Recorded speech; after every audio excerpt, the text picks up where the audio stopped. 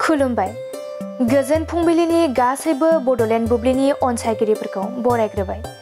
दिनै 7 फेब्रुआरि बुधबारनि फान्जामुथिखौ फरायथिनो लादों आं उदांस्रि मोसाहारिया।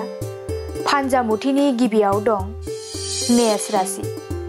मावनो लानाय खामानिया गुलुं गुजुं जागोन, थांखिया जाफुंनाय नङा। बृष राशि।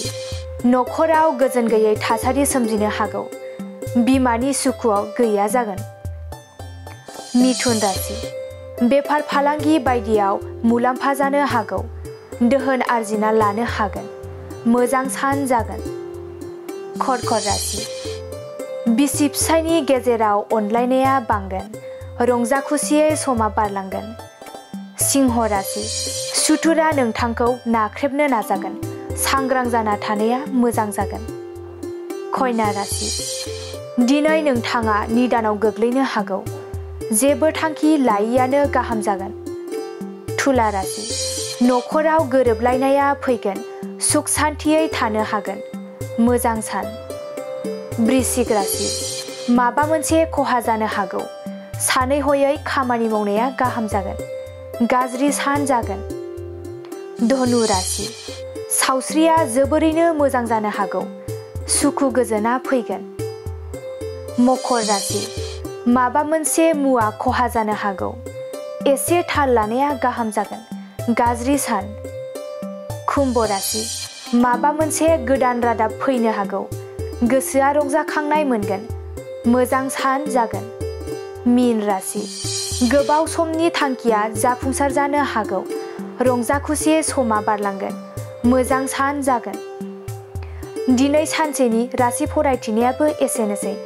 आसा खालामो नोंथांनि दिनैनि साना मोजाङै मोजां थांगोन बेखौ बड'लेण्ड बुब्लि नखरनिफ्राय मिजिंथिबाय।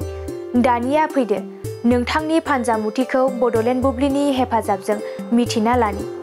गोजोन्थों। Good news for everyone. For the academic year 2024-2025, admissions to playgroup, nursery, LKG and UKG are underway at Vidyavili Kids School in Habubari, Kokrajhar. This Vidyavili Kids School has many facilities for students like smart class and daycare, indoor, outdoor game, art and craft workshop, playful learning,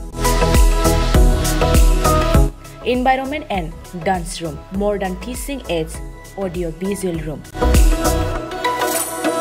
Good teachers, student one-on-one training on one language and speech development, experienced teachers, green knowledge.